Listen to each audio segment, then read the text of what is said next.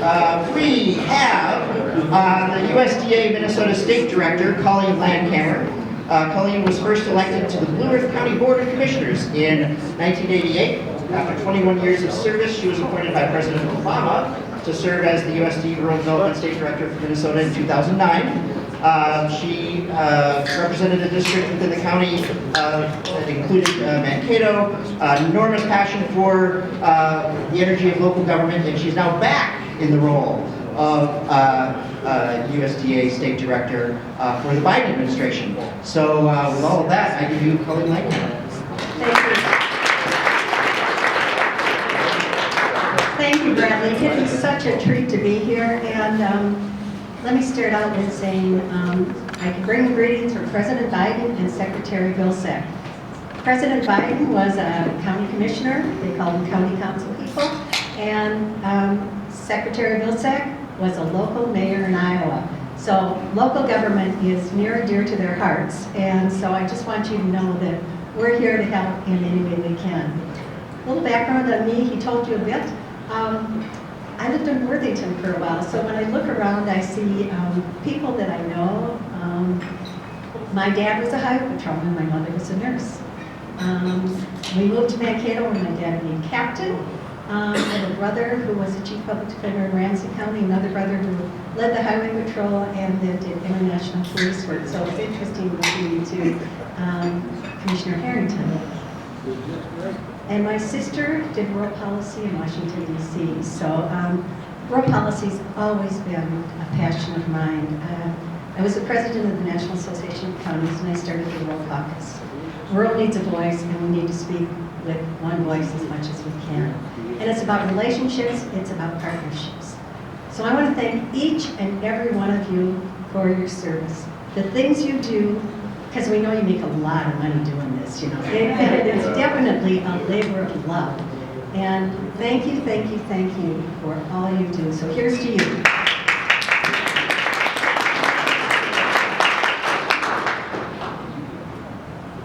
You know, I'm going to start with the 80,000 feet overview of USDA rural development.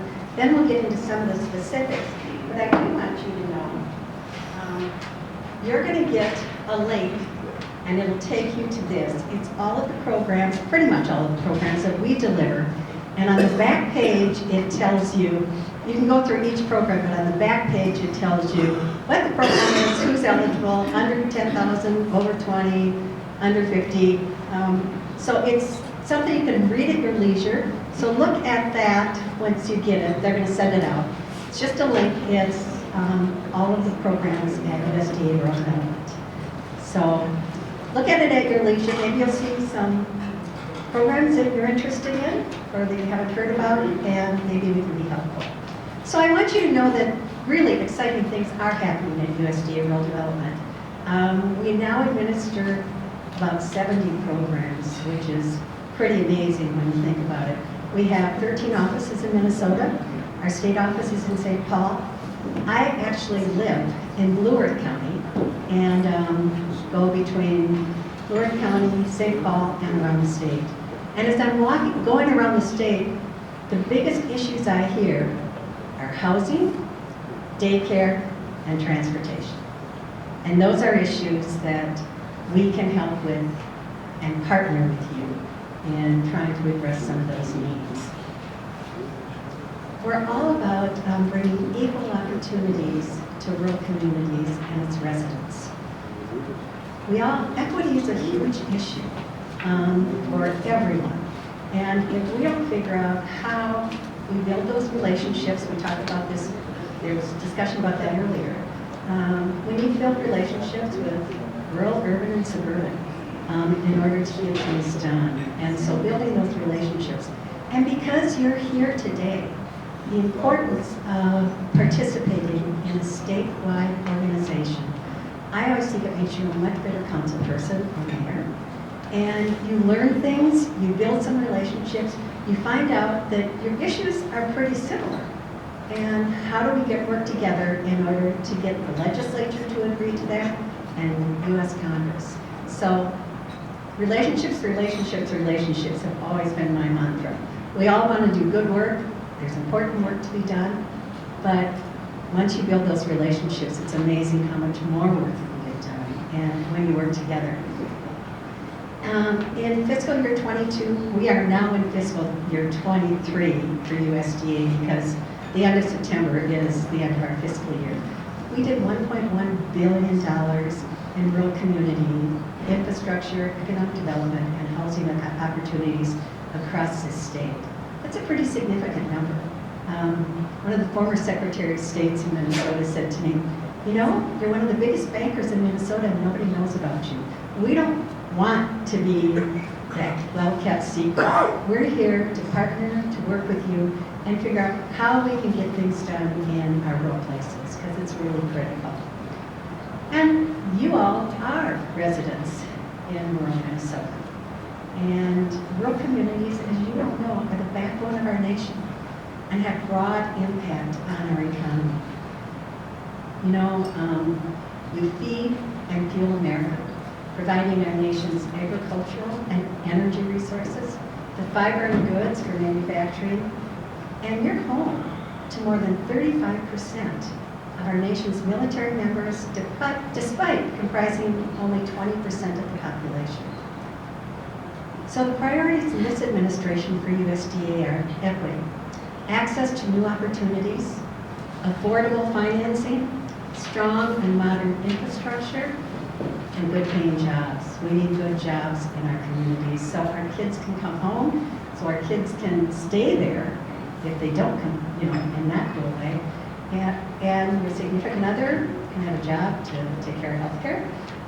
Because if you don't have businesses in your community, if you don't have good education, if you don't have opportunities, including broadband, in your communities, it's really difficult to survive. Also, we're looking at climate impacts, reducing pollution and increasing energy independence through climate-smart infrastructure, and building back better rural America. We want to assist rural communities in economic recovery. Many of the ways that USDA Rural Development is working to implement these priorities align with many of the coalition's priorities.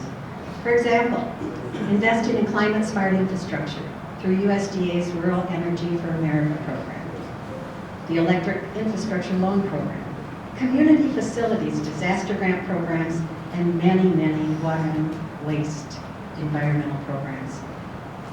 At USDA, just like the coalition, we understand the costs involved with infrastructure that complies with changing environmental standards. They never stay the same, they change frequently. We want to be sure that we do our part in helping cities build and rehab their infrastructure with standards that keep the future of our environment in mind and make it affordable. USDA's community facility programs, now, I don't know how many of you know about our programs. Like I said, we've got like 70.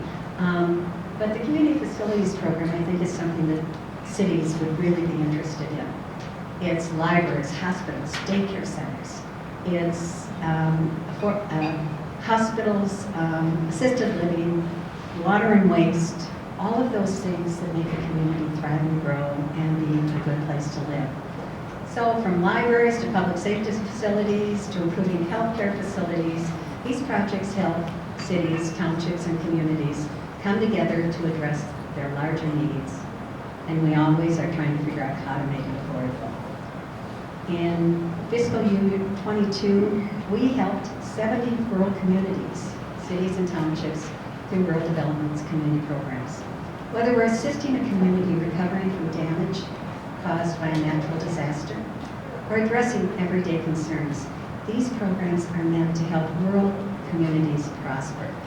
For example, the City of Sandstone, which I know is a coalition member, is using a $50,000 community facilities disaster grant to purchase an existing 8,700 square foot facility on Main Avenue and relocate the city's library, which is home to approximately 250,000 books, CDs and DVDs, 45,000 digital materials, and 147 computers.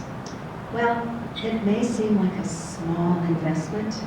We know that projects like this have a huge impact on the quality of life and engagement in a community. Another example, the city of Wyndham, although Wisdom might be okay too.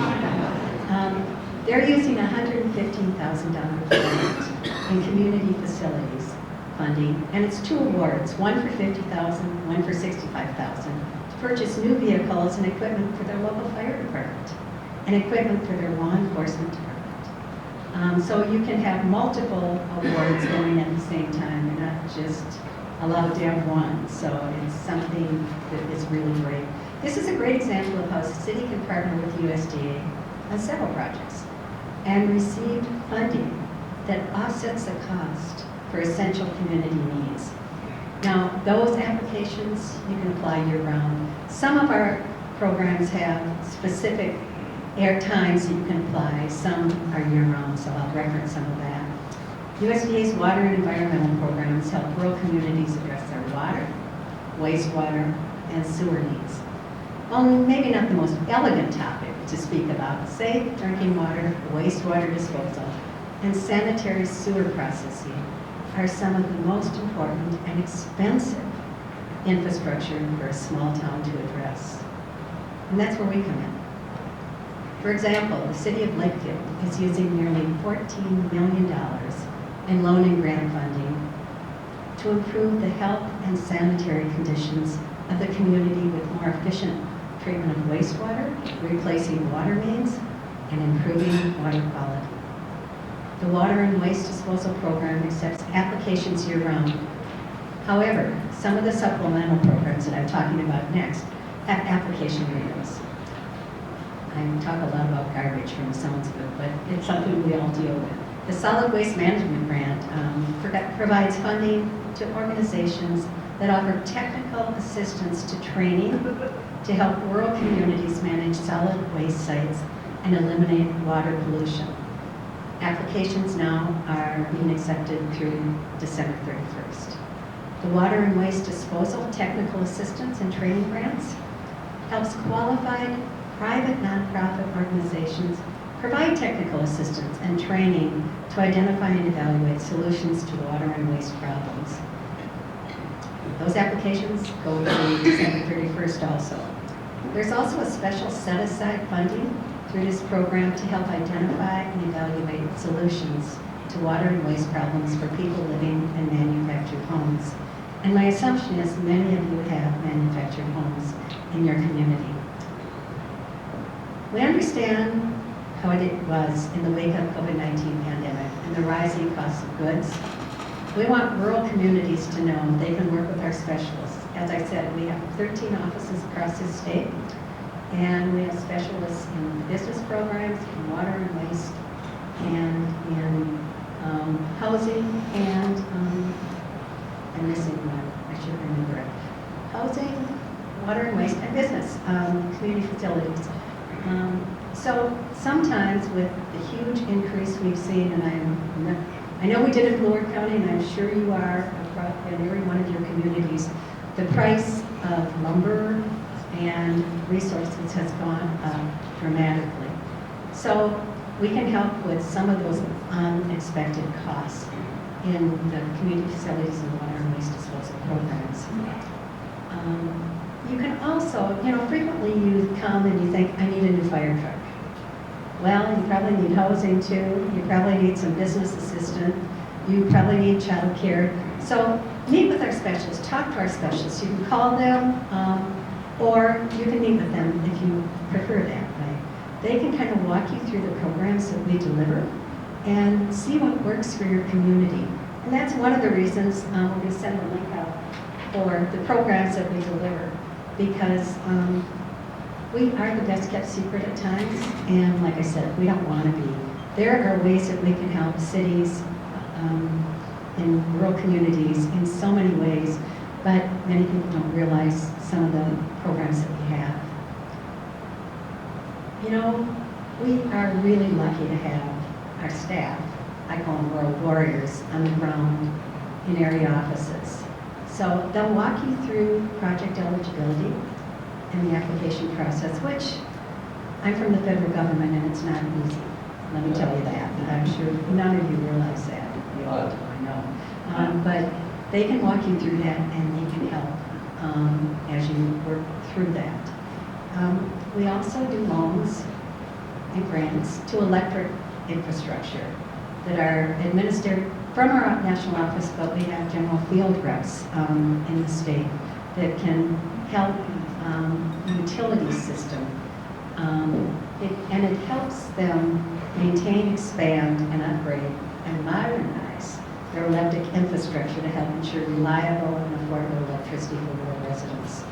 I'm encouraging all of you to work with your local utility companies on any issues that you have and let them know that rural development can help. We meet with the utilities frequently, but sometimes it helps more if you talk to them and find that you have some needs, and we're happy to partner. It's all about partnerships. It's partner, partner, partner. You know, none of us can do it by ourselves anymore. So how do we work together? And what partners do we need in the room is really important. So a lot of partnerships and a lot of relationships. You know, I spoke about equity earlier. And according to USDA's 21 Rural America at a Glance, only 72% of rural residents and only 63% of rural residents in persistent poverty counties had moderate or high-speed broadband.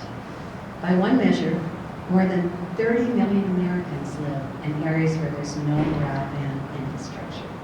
Americans in rural places and on tribal lands particularly lack adequate access. As you all know, connectivity is a game changer in America. The internet is vital to our growth and continues to act as a catalyst for our prosperity. From the city to the farm to the school, from households to international markets, connectivity is driving positive change in our communities. Through USDA's Reconnect loan and grant programs, broadband infrastructure programs, and several other high-speed internet programs, USDA is working to expand high-speed internet across this nation. It's a goal of this administration, and it's a goal of USDA's. We need that high-speed internet and that broadband across Minnesota. Most recently, USDA announced a $16.1 million award in Reconnect investments to deploy fiber to the premises networks that will connect 3,586 households, 186 farms, 112 businesses, and a school to connect high-speed internet to that area. USDA's Rural Energy for America program, better known as REAP, assists rural small businesses and ag producers with implementing and modernizing renewable energy and an efficient infrastructure for energy. USDA continues to provide support for businesses and ag producers through its rural business and cooperative programs. We actually, co-ops in this state can borrow money, or we give them money, 0% interest rate, and they can loan it out for various things that might be helpful to you. So talk to your local co-ops, see what your needs are, and they might be able to help you, yet another partner, in some of those arenas. And USDA also has programs that can fit with the co-ops and cities. So on a regional basis, USDA initiative, the Rural Placemaking Innovation Challenge, this is a new program. It has only $4 million in a nationwide funding, but it makes eligible entities provide planning support, technical assistance, and training by bringing together partners from the public, private, tribal, philanthropic communities, and technology sectors to incorporate creativity, infrastructure initiatives, and vibrant public spaces, achieving a larger community goal. This morning I was in Park Rapids, and they have,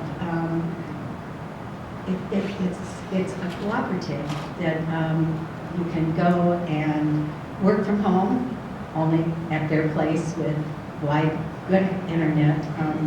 They have community meetings. You can use their conference room, and it's called Makerspace, and it's all about bringing people together and building community.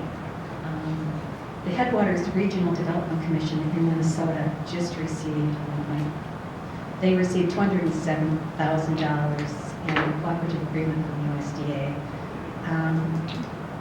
to develop a plan to revitalize the Ridgeway neighborhood in Bemidji, Minnesota through community engagement and multi-sectorial and jurisdictional partnerships.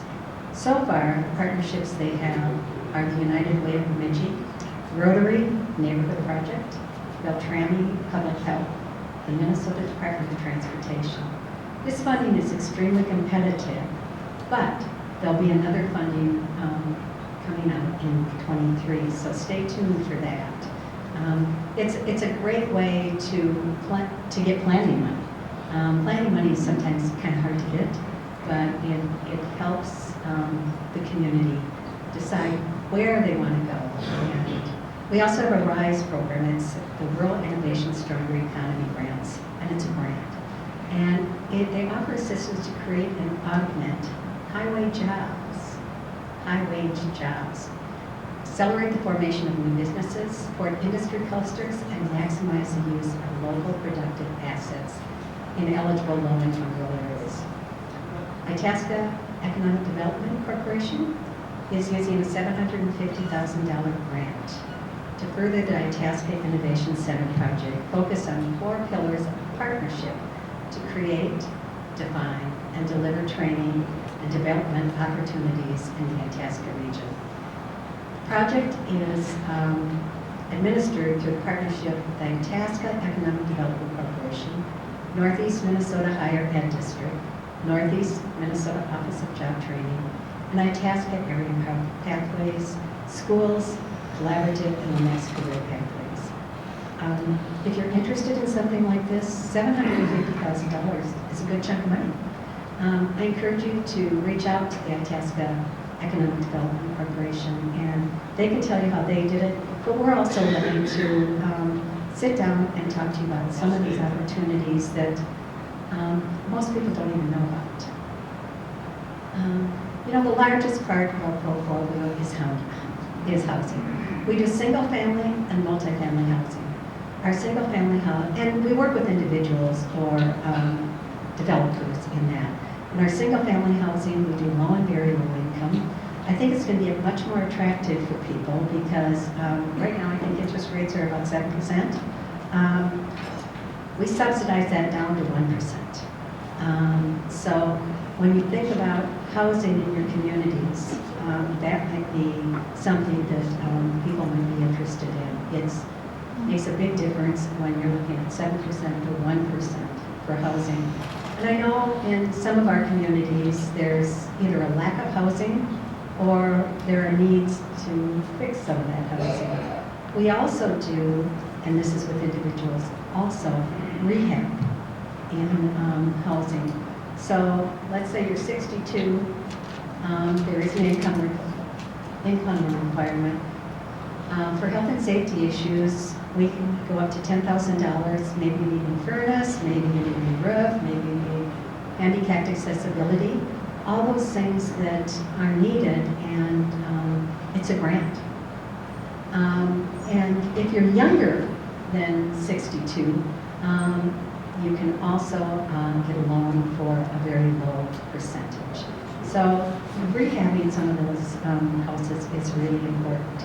We also do guaranteed loans at banks for moderate incomes. So you want to buy a house? We'll guarantee the loan at the bank. It takes that off their bottom line, and the U.S. government is responsible for paying back that loan if something happens.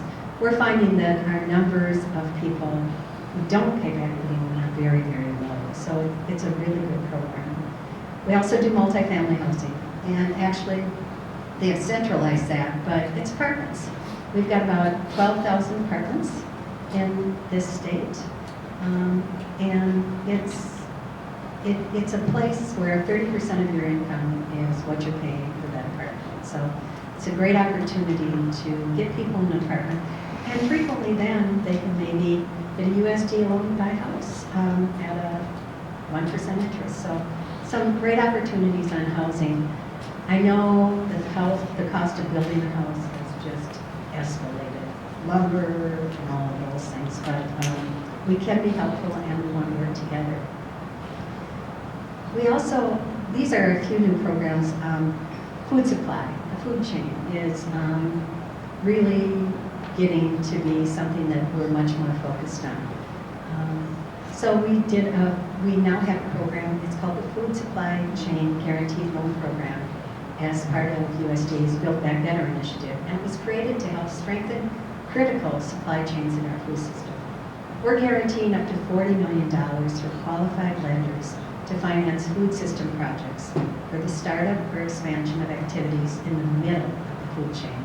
That seems to be where the funnel comes down and then goes out. So it's a really important one. Independently owned and available infrastructure such as cold storage, refrigerator trucks, and processing facilities are in short supply, but essential to create a more resilient, because it's all about resiliency, food system. This is an unusual one for USDA rural development. The meat and poultry processing facility. Usually that comes under a farm service agency, but it's a project it's called the Department of Ag. USDA Rural Development gave the Department of Agriculture in Minnesota a $15 million grant to put in a revolving loan. And so what they will do, it will be for meat processing in the state. They'll loan out the money to processors that want to start processing or enhancing where they are processing. And as it's paid back, it'll continue to revolve out. I always say it's the gift that keeps on giving, because once it goes through the system, it goes out to somebody else. So it's a great opportunity for some of our communities. They might be outside of the town, but it's jobs, it's keeping people in your community, and that money revolves in that community as opposed to going to one of the big four. And, I'd be remiss if I didn't tell you today is Rural Health Day, which is a great day. So we do emergency healthcare grants, and we help healthcare facilities recover from the effects of COVID. Funding is provided through an application window, and it makes a huge difference in our hospitals, in our assisted living, in our daycares, being able to assist some of those places that, because health is more than just a hospital or a physician. It's interwoven in our workforce, in our jobs, in our schools. It flows throughout the community. Health is much more than just your physical health. It impacts it, and we want a community that's healthy and well. So I said I was going to start out with a broad overview, and of course I didn't. If anybody knows me from being, I kind of go this way. So the programs that we deliver in a nutshell are housing. That's the biggest part of our portfolio, it's about 40%. Community facilities, libraries, hospitals, daycare centers, ambulances, police vehicles, water and waste. And also we do business loans, both for small and emerging, entrepreneurs, up to large businesses. We can work with them and help with the resources that they need. We also do broadband. We do electric utilities. We actually have a huge portfolio when you think about the things that we do and the things that are important in your cities. Because it is all about having strong cities, strong rural places, and working together, building those partnerships.